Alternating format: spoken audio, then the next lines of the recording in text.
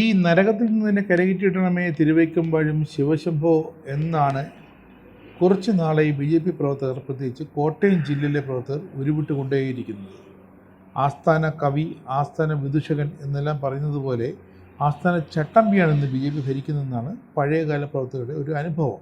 കോട്ടയം ജില്ലയിലെ ഒരു മണ്ഡലം പ്രസിഡന്റിനെ ജാതിപ്പേര് വിളിച്ച് ആക്ഷേപിച്ചെന്ന പരാതി എരുമേലി പോലീസ് സ്റ്റേഷനിൽ വിശ്രമിക്കാൻ തുടങ്ങിയിട്ട് ഏതാണ്ട് 3 ദിവസമായി. സ്റ്റേഷനിൽ വിളിച്ച് അന്വേഷിക്കുന്ന മാധ്യമപ്രവർത്തകരോട് അങ്ങനെ പരാതി ലഭിച്ചിട്ടേയില്ല എന്നാണ് SHOയുടെ ചാർജുള്ള SI പറയുന്നത്. മാധ്യമപ്രവർത്തകരോട് പറയുന്നത് മനസ്സിലാക്കാം, എന്നാൽ മേലുദ്യോഗസ്ഥരുടെ ശ്രദ്ധയിൽ ഇത് പെടുത്തിട്ടേയില്ല എന്നത് വലിയൊരു വീഴ്ചയുമാണ്. ഇയാൾ ആർക്കു വേണ്ടിയാണ് ഈ കള്ളക്കളികൾ മുഴുവൻ കളിക്കുന്നതെന്ന് മേൽ ഉദ്യോഗസ്ഥർ ഇനിയെങ്കിലും ഒന്ന് അന്വേഷിക്കണം. ഇനി കാര്യത്തിലേക്ക് കടക്കാം. പൂഞ്ഞാറ്റിലെ ജോർജ് പോപ്പും പുത്രനും പാർട്ടിയിലേക്ക് വന്നതോടുകൂടിയാണ് പാർട്ടിക്കുള്ളിൽ അസ്വാരസ്യങ്ങൾ ഉടലെടുക്കാൻ തുടങ്ങിയത്. ഈ കേരളത്തിലെ ഒരു രാഷ്ട്രീയ പാർട്ടിക്കാർക്കും ആവശ്യമില്ലാത്ത ഒരു മുതലിനെ BJPയിലേക്ക് ദത്തെടുക്കരുതെന്ന് അന്നത്തെ സംസ്ഥാന പ്രസിഡന്റ് K. സുരേന്ദ്രൻ പല തവണ പറഞ്ഞതാണ്. ഇപ്പോഴത്തെ പ്രസിഡന്റ് രാജീവ് ചന്ദ്രശേഖരൻ്റെ പ്രത്യേക അഭ്യർത്ഥന പ്രകാരമാണെന്ന് ഇവരെ പാർട്ടിയിലേക്ക് എടുത്തത്.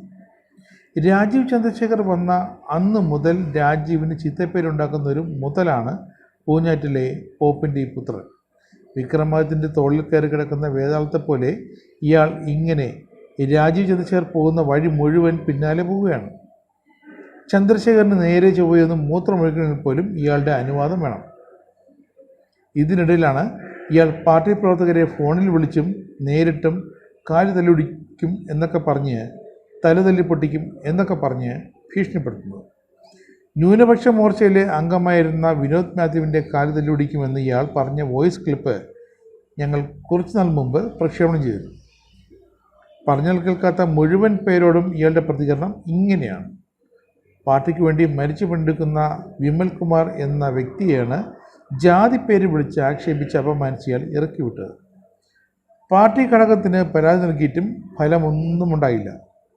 അതുകൊണ്ടാണ് അയാൾ പോലീസ് സ്റ്റേഷനിൽ പരാതി കൊടുത്തത്.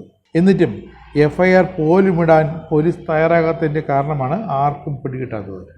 ക്രിസ്ത്യാനികളെ കൂടുതൽ പേര് പാർട്ടിയിലേക്ക് അടുപ്പിക്കാൻ വേണ്ടിയാണ് ഇവന്മാരെ പാർട്ടിയിലെടുത്തത്. ഇപ്പോഴത്തെ അവസ്ഥ ഗതികേടാണ്.